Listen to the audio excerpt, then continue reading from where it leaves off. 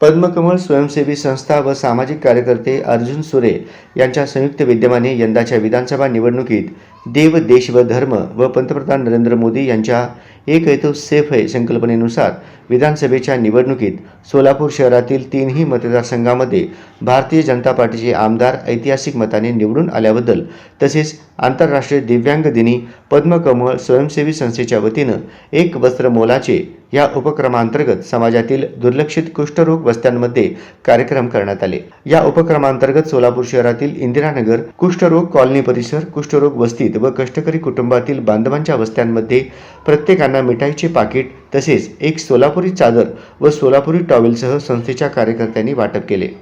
पद्मकमळ परिवारचे संस्थापक गोपीकृष्ण बड्डेपल्ली व ज्येष्ठ समाजसेवक अर्जुन सुरे, ज्येष्ठ नागरिक मंचाचे अध्यक्ष कृष्णात देवकर सर या मान्यवरांच्या शुभ हस्ते वाटप करण्यात आले। या प्रसंगी सामाजिक कार्यकर्ते अर्जुन सुरे यांनी प्रास्ताविक केले।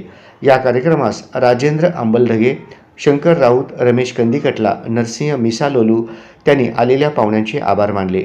भाजपा नेते गंगाधर गुल्लापल्ली यांचे विशेष सहकार्य लाभले। पद्मकमळ स्वयंसेवी संस्थेचे कार्यकर्ते, कुष्ठरोगी कॉलनीतील असंख्य महिला वर्ग, नागरिक उपस्थित होते।